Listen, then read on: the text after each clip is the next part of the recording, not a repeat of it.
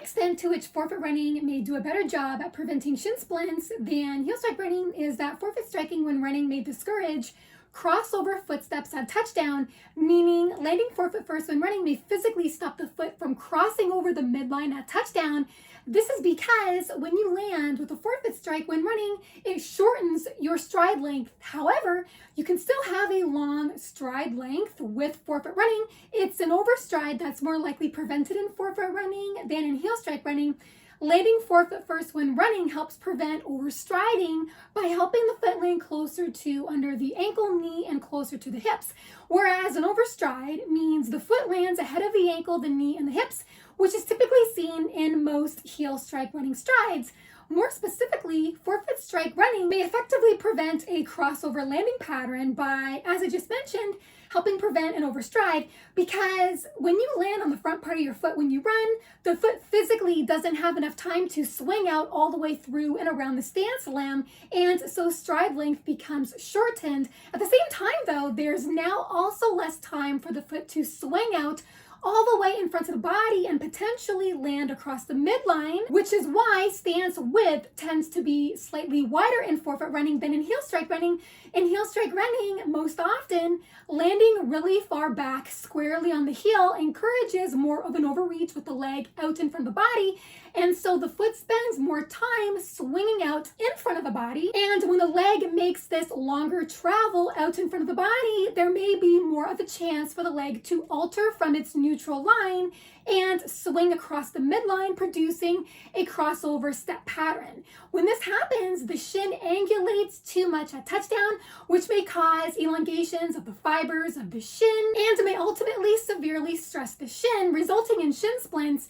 But when you land with a forefoot strike, because there's that swing time constraint that makes the foot more likely to land closer to the body and gets the foot to land either on the midline or slightly away from the midline, not across the midline, enables the shin to angulate less away from the knee and align more vertically between the knee and the ankle, which may result in lesser levels of bending stress and mechanical strain on the shin, compatible with the notion that widening stance width to avoid a crossover footstep pattern and therefore to lower the odds of shin splints when running came from a 2014 study in the Journal of Biomechanics, which is linked down below this video in the description box. The researchers investigated the effects of stance width manipulation on shin strain in runners. The runners in the study were given a verbal cue to run with a narrow stance width as compared to running with a wider stance width. Both stance width conditions, so the narrow and wide stance width conditions, were 5% respectively, less or more from their preferred running stance width. The researchers found a clear difference in impact production and mechanical stress on the shins between the wide and narrow running stance width conditions, whereby a wider running stance width reduced medial compression and tissue loads on the shin as compared with the narrow running stance width group. More notably, the researchers found another important link between a wider running stance width and reduced shin strain, and that a wider running stance width was found to reduce normal stress loads on the shins, and it also reduced anterior tension and posterior and medial shin compression. So essentially what all this means is the cumulative effects of running with a non-crossover footfall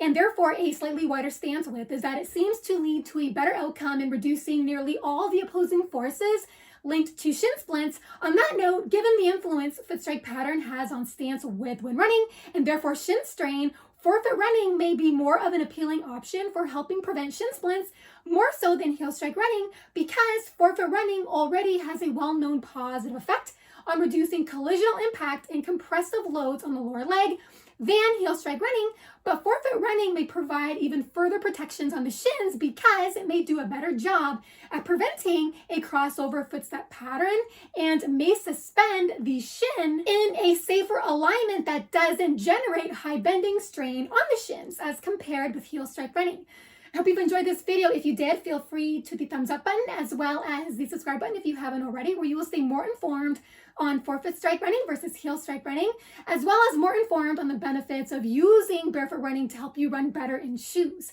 Thank you so much for listening and watching. Have fun up there on the roads and trails. Bye for now.